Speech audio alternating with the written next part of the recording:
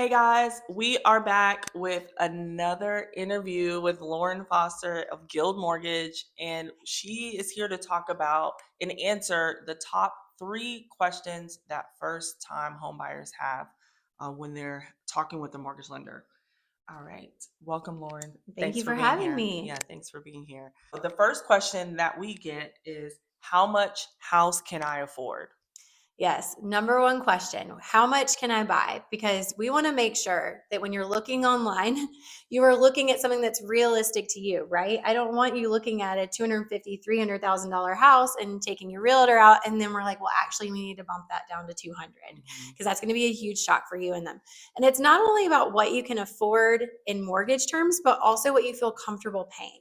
So we want to get your information. We can start with a soft poll and look at your income, your credit, and then we can help determine your debt to income and how much you can afford for you and how much you're comfortable paying. Yeah, And the biggest thing also with that is I not told them not only how much they can pay, we also want to go over all the costs associated so there's no shock. Like, sure. what are you going to need for closing? What's your payment going to be? And then what price point are you going to be looking in? Awesome. So, is there a way that buyers can, uh, is there a formula or something that buyers can kind of use on their own to determine their affordability? Yeah, there. So you can start with taking, and you can take your salary, or if you have a salary, like and divide because some people are hourly, right? So then Right. they can vary a little bit. But if your salary and you divide that by 12, and then you times that by 0.45, that's what you'd call like your back ratio. You usually don't want to exceed that 45%. So 45% of your monthly salary gross, and then Hmm. you start minusing any deductions. That should include your housing payment plus any other liabilities that are in your name that come out monthly. So you're going to minus your credit card, possibly student loans, which Hmm. is a whole different subject. Yes. And then your housing payment, of course, to kind of get to that 45%. Got you. That should include your housing payment plus any other liabilities that are in your name that come out monthly. So you're going to minus your credit card, possibly student loans, which Hmm. is a whole different subject. Yes. And then your housing payment, of course, to kind of get to that 45%. Got you.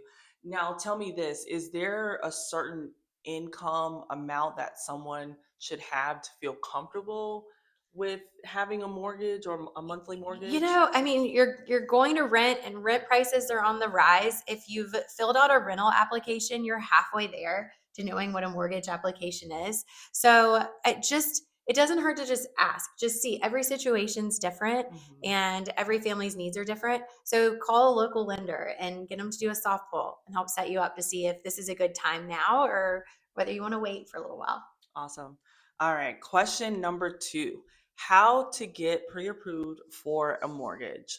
So that's a great question. So you start with a pre-qualification process. So you call or email your local mortgage lender. I personally like to do it on the phone or face to face because I just think we can help knock out some things and explain while we're doing it. But Sure. so we're going to get your information. We'll do a soft pull on credit, and then a pre-qual is going to, you're going to tell me what your income is. You're going to tell me what you have in the bank.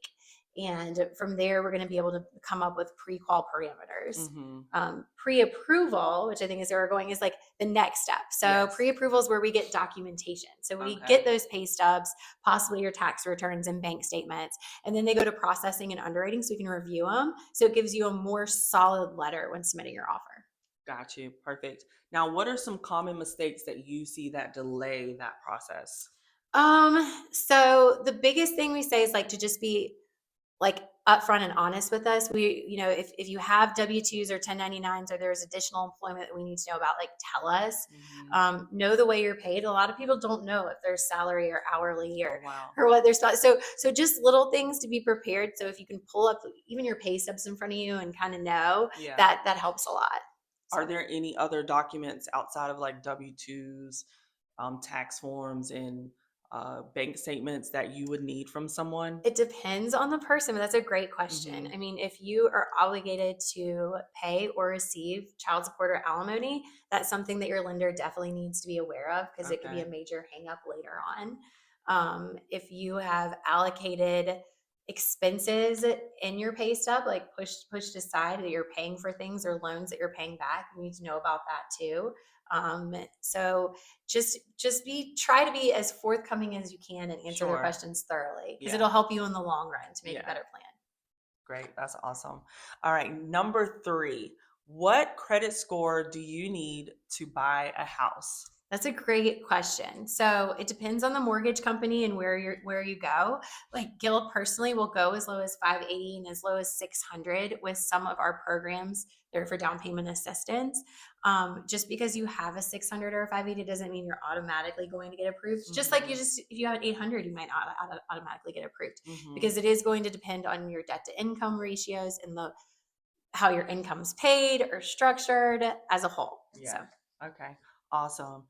And then you kind of touched on it, but talk about the myths that you need a perfect credit score to qualify for a yeah, mortgage. you don't. There are so many great programs for people just getting on their feet. And like we said, I mean, there's first time homebuyer grants as low as 600. So, I mean, I think it's just being comfortable enough to rip the band-aid off, Mm-hmm. starting with a softball, seeing where you are, and then letting a local lender navigate you through those steps. Awesome. So we have a bonus question for you. I think this is going to be really important because we're still in that first quarter of 2025, Hmm. and people are kind of waiting around to see like what's going to happen. So bonus question, mortgage rate predictions. Oh my Should you gosh. buy now or should you wait? Yes, you buy now. You date the rate and marry the house. We just don't know where everything's going to go. And I mean, I don't have a crystal ball and I can't tell you exactly. There's so many factors that go into rates. But Yes. we can tell you this is that like our houses have been trending up. So buy Hmm. and rent's going up. So Yes. invest in yourself and invest in your own equity. And it's always a great time to buy.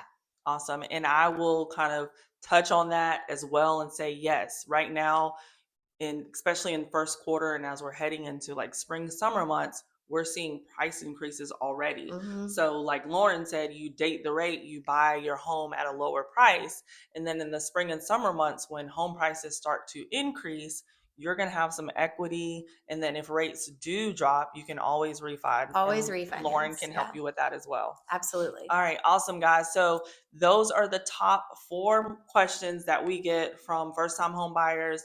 And we hope that this video was helpful to you. If it was, please be sure to give us a thumbs up. And if this is your first time tuning in, please be sure to subscribe to our channel. We post videos like this one weekly and sometimes daily. So if you hit that notification bell, you'll be notified every time we post a video like this one. All right, thanks for tuning in. Until next time, Bye. bye.